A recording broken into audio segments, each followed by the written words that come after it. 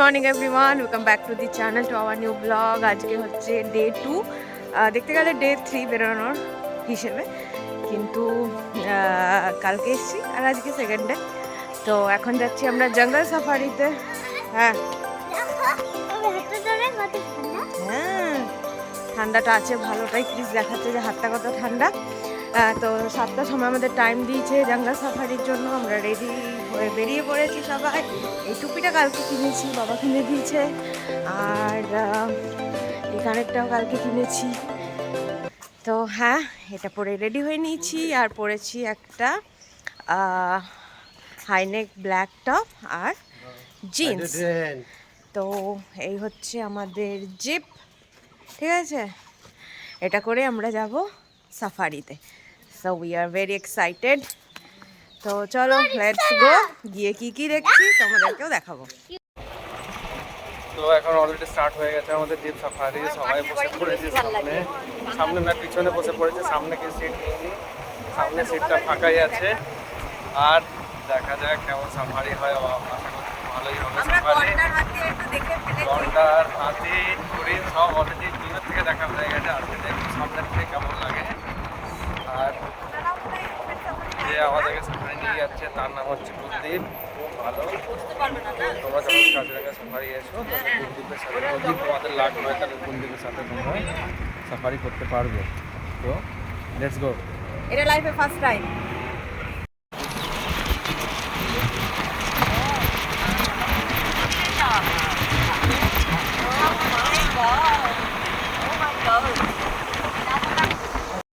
তো আমরা এখানে একটু দাঁড়িয়েছি।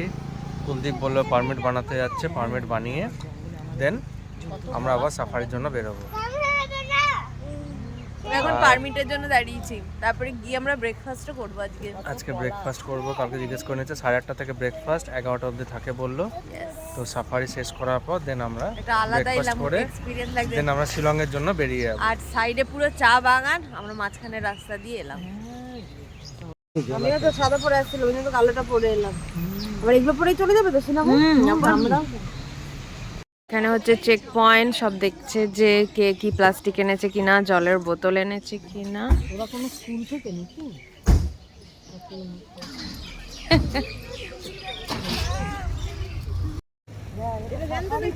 হ্যাঁ গো, সাফারি তো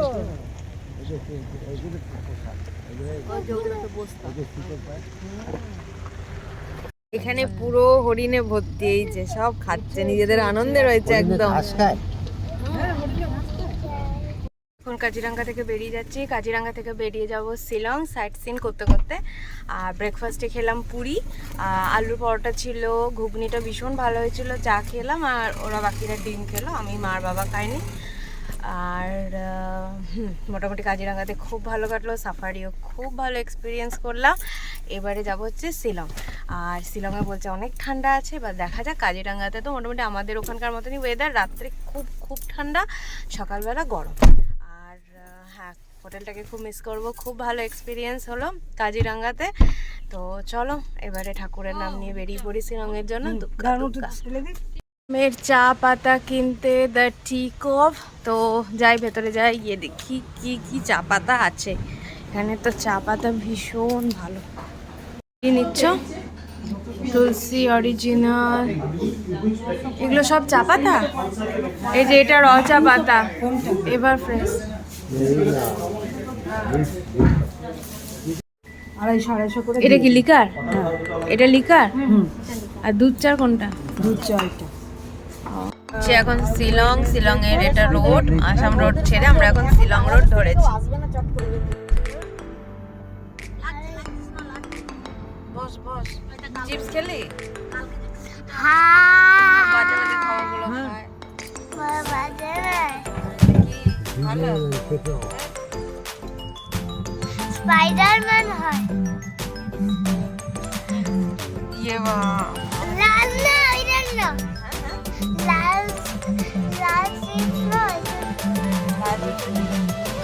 আমরা আজকে লাঞ্চে খেয়েছি, তখন আমি আর ভিডিও করিনি। আজকে লাঞ্চে খেয়েছি আসামিয়া থালি, আর ভেজ আসামিয়া থালি। আর আসামিয়া থালিটা খুব ভালো ছিল, 2 রকমের ডাল ছিল, ভাজা ছিল, আলু আর পেঁয়াজকলি, তারপরে ছিল হচ্ছে মোচা, এঁচোড়, পাঁপড়, ঠিক আছে, শাক ছিল, তারপরে চাটনি ছিল। তো খুব ভালো গেছে। আর ক্রিসের জন্য একটা মাছ নেওয়া হয়েছিল, তখন আমি আর ভিডিও করিনি। আমি এখন দেখলাম যে সেটার কোনো ভিডিও নেই, সেই জন্য তোমাদেরকে বলে দিলাম যে লাঞ্চে কী কী খেয়েছি। আর যেখানে দাঁড়িয়েছিলাম সেটার নাম ছিল অনুরাগ ধাবা। তো হ্যাঁ, মোটামুটি আসার পর থেকে এখন অবধি যতগুলো আসামে এসে আমরা ডিনার, লাঞ্চ আর ব্রেকফাস্ট করলাম, খুবই ভালো খাচ্ছি। এবারে যাচ্ছি শিলং। শিলং যেতে যেতে এখনো অনেক দেরি, এখনো 80 কিলোমিটার বাকি। আর তো আবার শিলংয়ে যাই, শিলংয়ে গিয়ে তারপরে ভিডিও করব। এইটা ছিল আমাদের শিলংয়ের হোটেল। আর শিলংয়ের হোটেলের পেছনের ভিউটা দেখাচ্ছি তোমাদের।